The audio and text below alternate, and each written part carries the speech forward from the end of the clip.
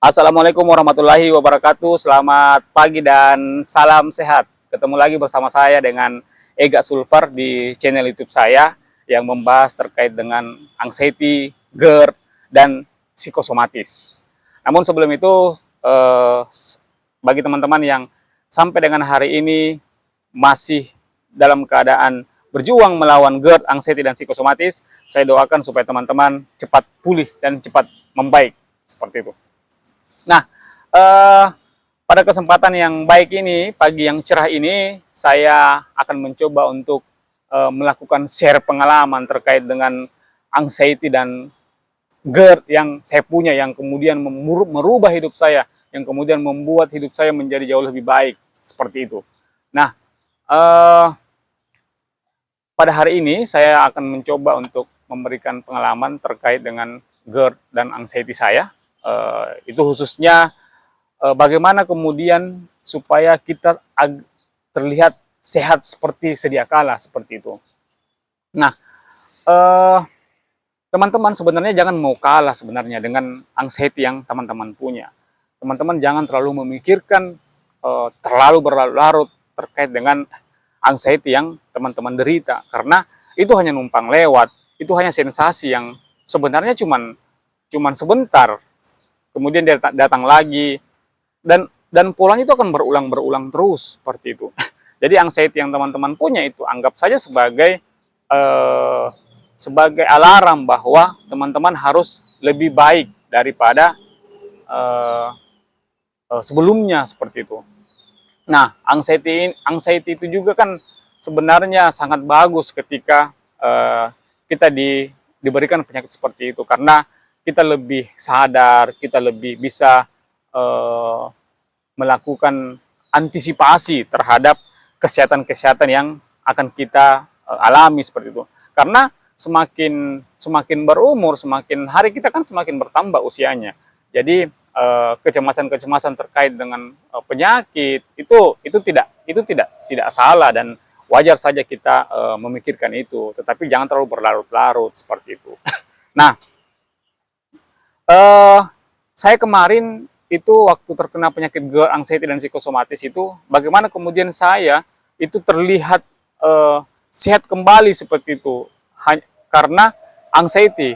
Nah, pasti di sini teman-teman ada yang penyakit anxiety-nya itu sudah tahunan, bahkan ada yang masih baru seperti itu. Nah, tipsnya adalah ketika teman-teman mengalami atau mendapati teman-teman terkena penyakit GERD dan ingin terlihat baik di depan orang-orang, itu adalah teman-teman teman-teman melakukan ataupun melawan pikiran negatif itu. Teman-teman harus berdiri tegak, kemudian berjalan, dan menyampaikan atau mensugesti diri, melakukan afirmasi terhadap diri kita sendiri untuk bahwa saya tidak apa-apa, bahwa saya tidak sakit, seperti itu.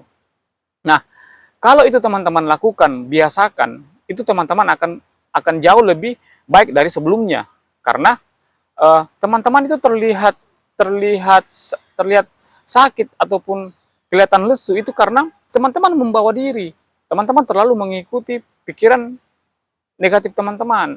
Padahal itu sebenarnya adalah hal yang biasa. Tapi karena teman-teman ini penderita GERD, anxiety ini adalah orang yang berlarut-larut, maka membuat aktivitas dirinya itu terlihat bahwa dia sedang kena penyakit gitu.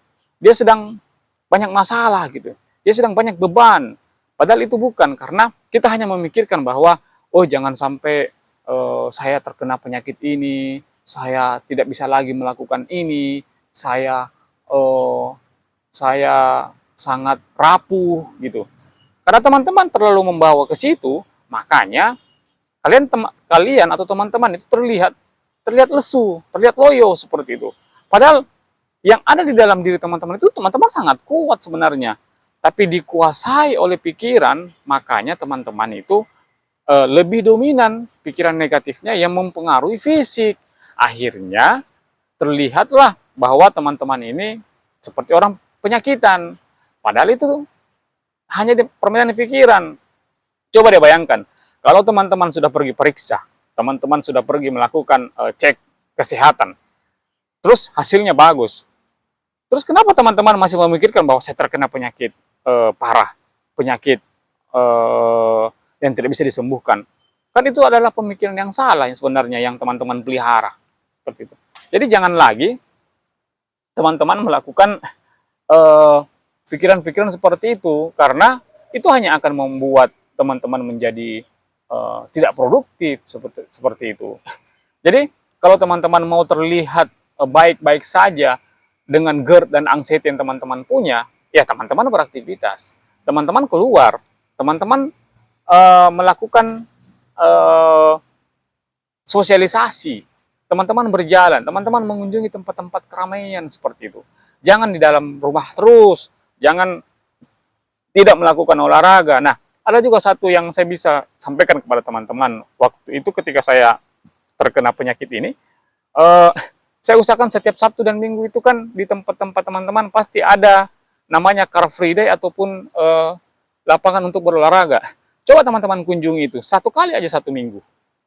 Entah di hari Sabtu atau di hari Minggu. Datang saja ke sana 30 menit. Daripada di rumah, daripada di dalam kamar, itu tidak akan membuat apa-apa. Tidak akan menjadikan kita menjadi jauh lebih baik. Coba teman-teman keluar.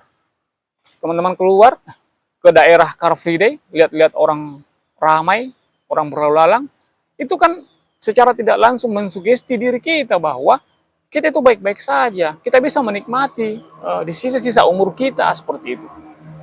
Melakukan aktivitas normal lainnya seperti orang-orang. Kemudian teman-teman lihat di sekeliling teman-teman ada yang sudah tua, ada yang masih muda, ada yang sudah berumur sekali, mereka masih bisa melakukan aktivitas. Mereka masih bisa melakukan aktivitas berat. Nah, teman-teman sendiri dengan umur yang masih cukup muda, kemudian pikiran yang dihantui. Gitu ya.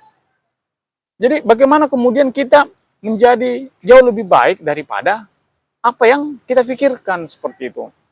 Sebenarnya ketika kita mau terlihat lebih baik daripada kondisi sebelumnya itu, kita harus melakukan aktivitas-aktivitas sehari-hari seperti berjalan dan mengunjungi tempat-tempat yang teman-teman mungkin takuti seperti itu. Jadi